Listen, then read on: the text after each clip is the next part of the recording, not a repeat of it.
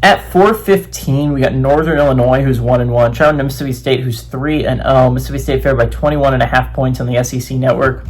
Josh Holst has gone 26 of 40 for the Huskies, done for 192 yards, 0 touchdowns, 1 interception.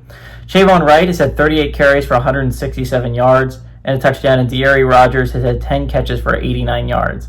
Blake Shapen for the Bulldogs has gone 55 of 80, thrown for 724 yards, 6 touchdowns, 2 interceptions. Fluff Bothwell has had 30 carries for 170 yards and 4 touchdowns. Brendan Thompson has had 15 catches for 278 yards and 3 touchdowns. These two teams have never played. Week 2, Northern Illinois played a really close game against Maryland where they ended up coming up on the losing end of, and that really hurt if you were a Northern Illinois fan because that felt like your season at the moment. I don't know if that's the case anymore. We got 5 group of 5 teams left that are undefeated. It could be significantly less after this week. There are, again, 2 of them are just straight up underdogs this week in Tulane and Memphis. 2 of them are barely favorites in North Texas and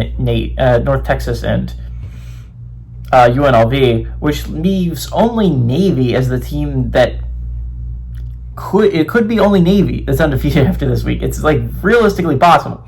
So if you're Northern Illinois, 1 loss probably ain't gonna kill you, especially if Maryland's turns out to be pretty decent.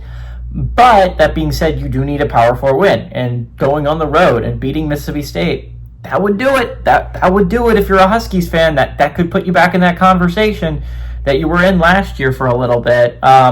So this is a big game for the Huskies if they want to have any hope of going to the college football playoff and being that group of 6 rep. You need to win this one on the road if you're the Huskies. This is a gotta-win game.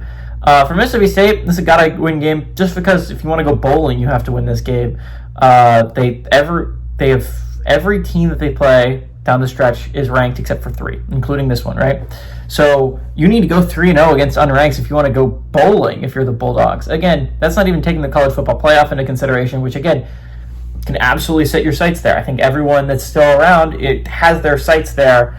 But realistically, 6-6 is a solid season for Mississippi State. That should be a goal that we should be hitting if you're the Bulldogs. And it's doable if you win this game. I don't know if it's doable if you don't. I think Northern Illinois actually gives them a fight. They look pretty good defensively when they were playing Maryland, and Maryland has a good offense. The problem is they weren't able to score points, and I think that's going to actually end up hurting them against Mississippi State. Again, Mississippi State isn't the most explosive offense of all time. It's fine. It's a good offense, but it's not like the best of all time. I think Northern Illinois is able to hang around. And honestly, 21.5 points isn't enough. I kind of like Mississippi State to cover that. If it wasn't such a small spread, which is I guess why they set that spread number there, if this was like 30, I would absolutely take Mississippi State, but I think they can win by 3 touchdowns. I think it's very possible. So give me the Bulldogs to win and cover at home.